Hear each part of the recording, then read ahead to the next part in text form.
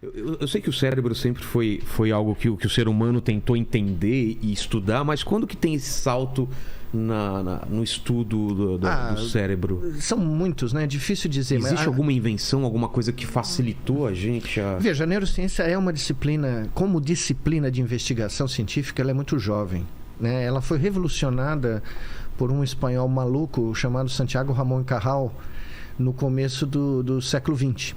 E eu me admiro muito o Santiago Ramón y Cajal. Inclusive, dei aula no instituto dele em Madrid, que ele criou, né? Porque o cara era um casca de ferida sensacional. Era o tio Dema, ou o cara do livro, tá igualzinho. Pra você ter uma ideia, quando ele começou... Porque ele começou a olhar o cérebro com um microscópio e começou a ver neurônios. E começou a propor que os neurônios, eles não eram contínuos, eles tinham um espaço entre si, que havia uma transmissão... Havia um espaço, né, entre as células. Ninguém tinha fotografado, ninguém tinha imagem disso, mas ele acreditava... mas ele começou a desenhar. Ele era um artista muito, muito talentoso desde criança. E ele começou a fazer desenhos do que ele via no microscópio. Entendi. E começou a publicar desenhos que ninguém nunca tinha visto.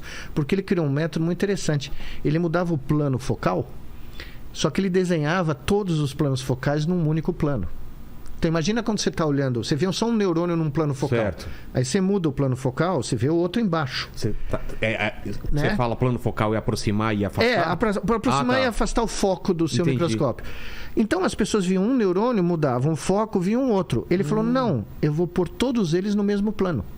Então, ele criou a primeira imagem de um circuito neural. Nossa! E com desenho... a tridimensionalidade do negócio. Ele conferiu a tridimensionalidade, ele pôs no plano, mas como ele era um artista, né, e um cara teimoso pra caramba, ele criou imagens que são eternas até hoje, né? Mas a linguagem franca da biologia na Europa naquele momento era o alemão. Certo. E ele não falava nada de alemão. Muito pobre. E ele não conseguia publicar. Os alemães, a linguagem que ele vinha era muito ruim, as figuras eram impressionantes, mas os caras falavam, o cara de Madrid. Né? E antes ele não era só de Madrid, ele foi para o interior da Valência, ele foi em vários lugares no interior da Espanha antes de chegar em Madrid, né? Então ele não teve dúvida. Opa! Deve ter.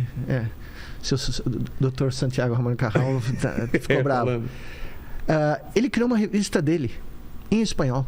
E começou a publicar os artigos em espanhol. Ou seja, o primeiro volume da revista dele... Ele criou a revista para poder... Tinham 6 artigos dele. O que aconteceu? Os alemães tiveram que aprender espanhol. Para entender o que diabos o cara estava falando. E aí, ele divide o prêmio Nobel, em 1906. Imagina, né? O cara que dissecava lagarto na pia da cozinha da mulher, porque ele morava no interior da Espanha, não tinha laboratório, não tinha coisas como nós temos, né? Ele divide o prêmio Nobel com um italiano chamado Camillo Golgi, que tinha a teoria oposta dele. E que não estava errado, aliás, por certas coisas. Tem nuances aí, né? Porque o Camillo Golgi falava de redes neurais, mas ele não acreditava nas sinapses, né? No espaço que existia. Mas ele...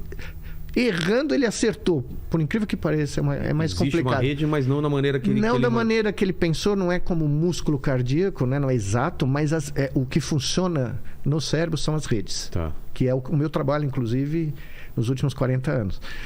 E eles dividem o prêmio Nobel, um falando uma coisa diametralmente oposta à outra em dias diferentes. Eles tiveram que pôr os caras em dias diferentes, porque eles iam se pegar no palco se tivesse no mesmo dia.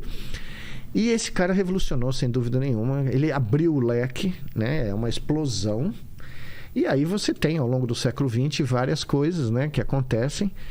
E eu, quando estava aqui no Brasil, no final dos anos 80, no meio dos anos 80, eu cheguei para o meu orientador, né? E falei, doutor César, eu estou fazendo minha tese olhando um neurônio de cada vez. O cérebro tem dezenas de bilhões. Eu preciso estudar redes. Né? Tinha lido o Gold mais ou menos, né? Ele falou para mim, eu sei onde você tem que ir para fazer isso no Brasil. Eu falei, uau, tem um lugar no Brasil? Estou há um ano procurando um lugar, vou graduar agora, daqui 6 meses. Ele falou, chama-se aeroporto. Você vai para o porto, vai para os Estados Unidos e acha um maluco. E eu achei um maluco, né? Achei completamente pirado. Porque era uma coisa na época... Era uma coisa que se considerava tecnicamente muito difícil, quase impossível de fazer. Você registrar os sinais elétricos de centenas de neurônios, não um, como que 99% da área fazia. em animais que estavam se movendo, que estavam livres para interagir individualmente ou em grupos, né? Tecnicamente era um esforço muito grande e os neurocientistas não eram chegados em tecnologia, em engenharia, né? E era uma mudança conceitual que talvez fosse o obstáculo mais difícil. Porque todo mundo tinha uma quebra de paradigma muito grande. Uma quebra de paradigma, porque todo mundo tinha um love affair com o neurônio. O neurônio era, né? Então tinha o neurônio que reconhece face, o neurônio que reconhece não sei o quê, o neurônio motor, o neurônio sensorial. Quer dizer, a gente, de uma certa maneira, projetava a nossa crença do que o cérebro faz para o cérebro. E o cérebro não estava nem aí conosco. Exato. Ele não está nem aí com as nossas, né, introspecções ou projeções antropomórficas, né? O cérebro funciona do jeito que ele funciona, né? E aí o Dr. César falou, você tem que encontrar um doido que compre a sua ideia.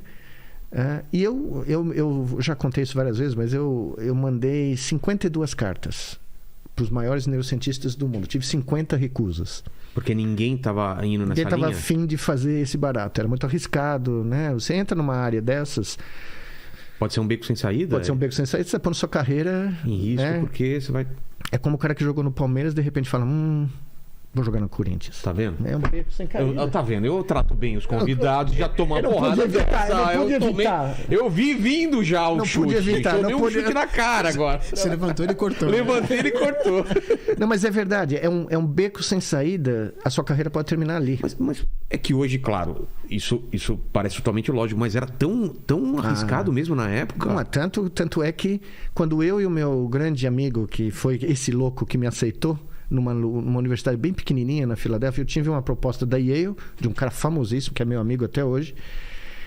Ele queria fazer, mas ele queria que eu começasse mais tradicionalmente no sistema olfatório, registrando neurônios únicos, no sistema olfatório da salamandra.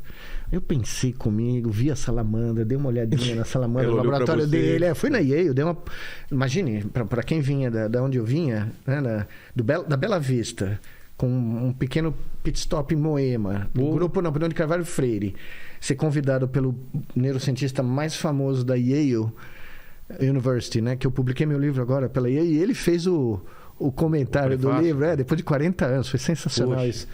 Ele tá velhinho, mas é um homem, eu admiro profundamente ele, né?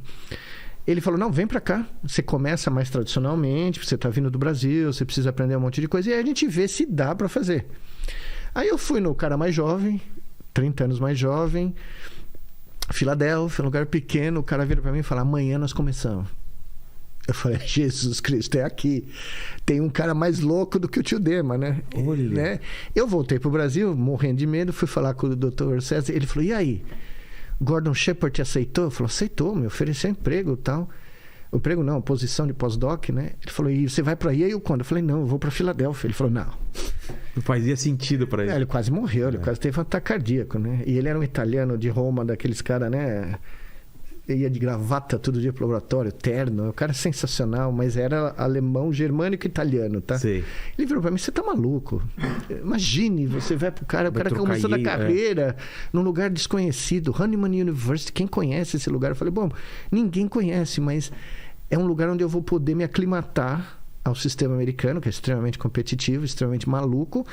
E se eu tiver errado, eu tenho 25 anos, 26 anos. Dá tempo ainda. Dá tempo de ir pro Yale. O cara não fechou a porta. Entendi. E o mais bacana foi que quando eu contei pro Gordon Shepherd que eu ia pra Filadélfia, ele falou, é a melhor decisão. Sério? Ele virou pra mim e falou, você é moleque, dá tempo de arriscar. Se não der certo, você me chama. Olha só. Você volta aqui. E então, deu certo. A né? intuição foi não, correta. Era um homem... Esse homem... Eu encontrei pessoas pelo mundo científico, encontrei muito casca de ferida que eu gostaria de não encontrar mais, mas eu encontrei gente absolutamente sensacional.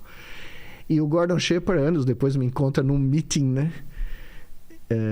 Que é esses meetings da Sociedade Americana, 40 mil neurocientistas, né? Ele sempre ia ver o que eu estava fazendo, ele sempre dava uma paradinha para ver, eu sempre esperava para ver o que ele falaria, né? Todo ano, né? E quando eu fui para Duke como professor assistente, ele virou para mim, num pôster que eu estava apresentando, ele falou, deu certo. Só isso. Olha só. Não falou mais nada. E não precisa, né? Não precisava, né?